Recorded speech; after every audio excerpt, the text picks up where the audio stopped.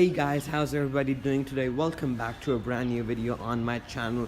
So before we get into the topic of today's video, I wanted to mention two things. First of all, I wanted to thank Autovlog for giving me a shout out in one of his videos. I really appreciate it. It really gave my channel a lot of boost. And secondly, I wanted to show you guys this. So yesterday when we had taken the car out for the drive, a dude comes in his bicycle and scratches the whole left side of the front of the door and the front fender.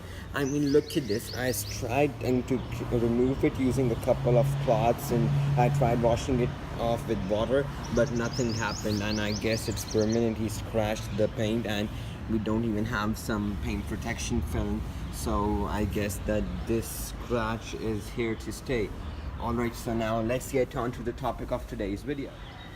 Alright, now many of you guys know that recently I made a video about the top 11 features of the BMW X1 that I really love. So well, that video has got a lot of fame. It has now 700 views, which is my highest viewed video ever.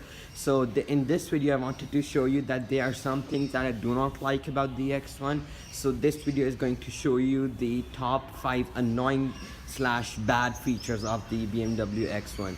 So let's get into this list. So the fifth annoying / bad feature has to do with, I think you can say it's a one-off for all the cars that are finished in the Mediterranean blue paintwork. I have to say that if it is not hard to scratch this paint. I mean, if you are a little bit careless, then you're going to scratch this paint. I mean, you guys, I don't know if you can see in the reflecting sunshine, but there are a lot of swirl marks on this paint, and it's really easy to scratch. I mean, I just showed you what a simple bicycle did to the paintwork.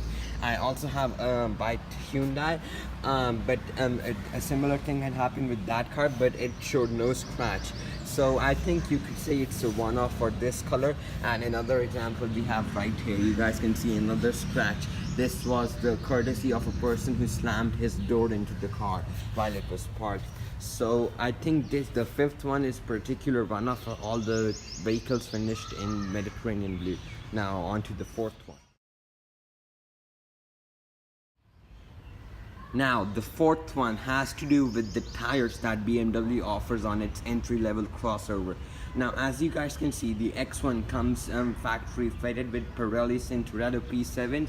These are run-flat tires which BMW offers, and in certain markets where I live, these are the only tires that BMW offers. You cannot wish to change them if you wish to do so, and these tires are really sensitive. And when I say sensitive, they are really sensitive. I mean, if you're cruising on the highway at 60-70 miles per hour, and suddenly a pothole comes and you don't see it and you go over it, well, that's it, tire's gone.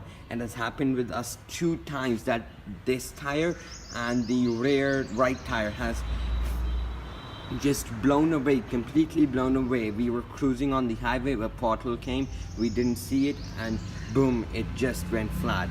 And another thing that has to do with these tires is the brake pads.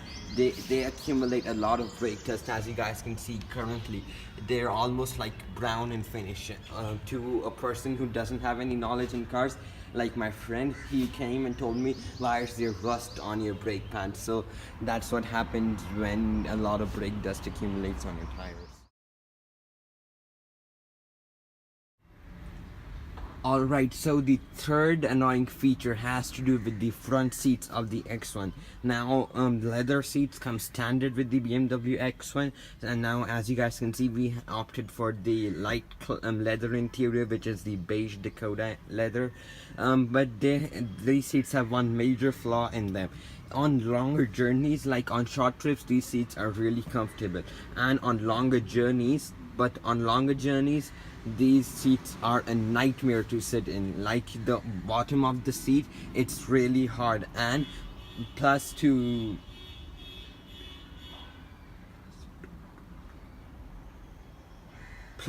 add to the problem, BMW does not offer bolstering support on the X1 as standard, so you have to pay for bolster support.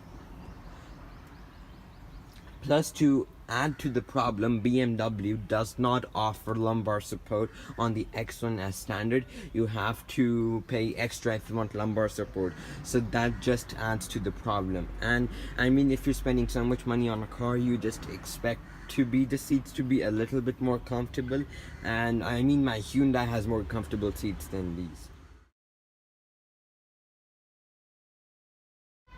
Alright, now the second annoying feature of the BMW X1 has to do with these parcel shelves which BMW offers. I mean, if you get an Audi Q3, you get that foldable parcel shelf tray, which is more practical and looks cooler also. But BMW doesn't offer it, but offers the normal parcel shelf tray, but not in one piece, like, and this is the second one.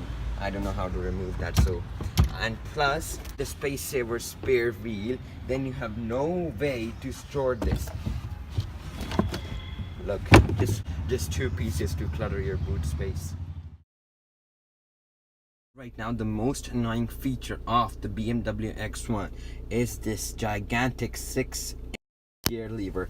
I mean, why does BMW offer this gear lever? I mean, in all of their other vehicles they have a little electronic gear lever that they offered, which is electronic.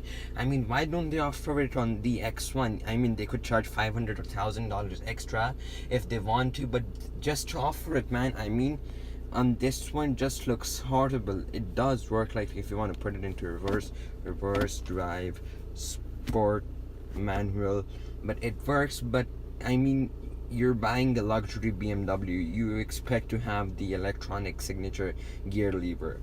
But some people prefer this, but I just like the other one. I think most people do that as well. So that is the most annoying feature of the BMW X1. Alright guys, that's gonna do it for this upload today. So if you like this video, make sure to give it a thumbs up, and if you're stopping by my channel for the first time, make sure to subscribe and turn the notification bell on so that you are alerted every time I make an upload, and see you for plenty more videos to come. Peace.